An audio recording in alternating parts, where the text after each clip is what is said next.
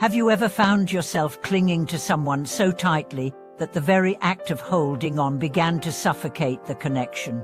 Have you wondered whether genuine love demands letting go rather than grasping? Welcome back to the channel. Today we embark on a profound exploration of love's true nature, tracing the path from possessive attachment to a liberating embrace of genuine care. Love often arrives wrapped in expectation.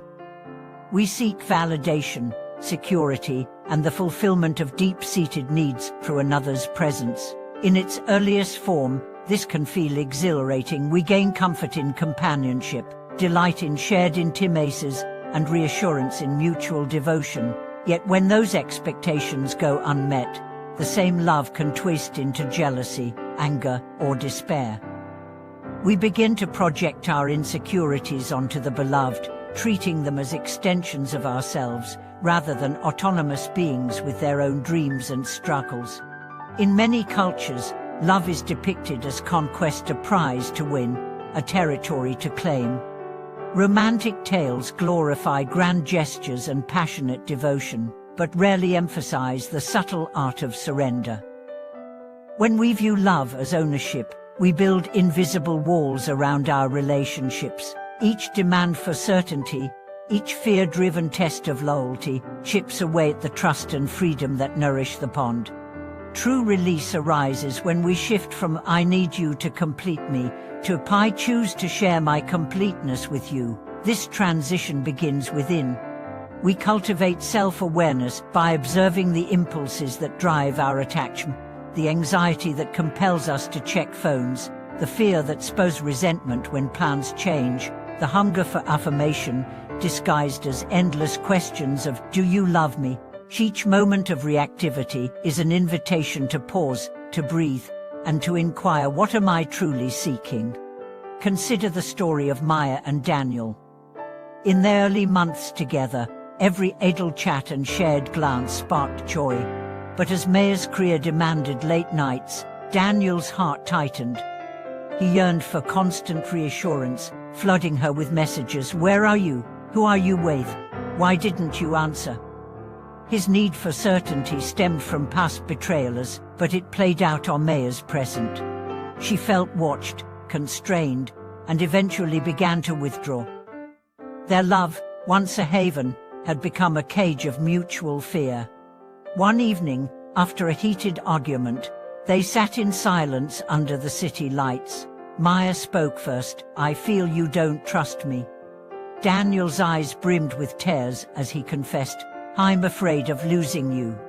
In that moment of vulnerability, they both recognized the pattern. His possessiveness was a mirror of his own unhealed wounds, and her withdrawal was a shield against feeling trapped. Together they decided to seek guidance from a counselor, embarking on a journey to understand their deeper fears and to redefine their connection.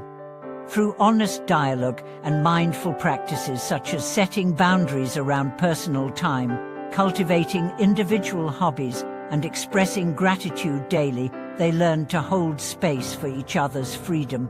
Daniel practiced trusting Maya's integrity, turning his questions into invitation.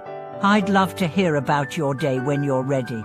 Maya, in turn, reassured him without sacrificing her autonomy. "I care for you deeply, and I need time to recharge so I can bring my best self to us." In releasing their need for complete control, they discovered a profound sense of safety and mutual respect. Another tale unfolds in the life of Javier, who for years believed that love meant constant togetherness. He and his partner Claudia spent nearly every moment side by side, merging social circles, hobbies, and even sleep schedules. Initially, the fusion felt blissful, but gradually both lost their individual identities. Claudia, once an avid painter, abandoned her easel. Javier, once a cyclist, sold his bike. Their shared life had eclipsed their personal passions. A turning point came when Claudia reconnected with an old friend who invited her to an art retreat for a weekend. Javier's panic flared. He felt abandoned, but he recognized the old script of possessive love replaying in his mind. Rather than forbid her, he encouraged her to go. Alone at home, Javier confronted his unease through journaling and a long ride through the countryside, the very activity he had forsaken. When Claudia returned, her face shone with renewed inspiration. She shared vivid stories of new techniques, of fellow artists who welcomed her authenticity. Javier listened with genuine curiosity rather than fear. He realized that by granting her freedom, he honored her essence and, paradoxically, drew her closer.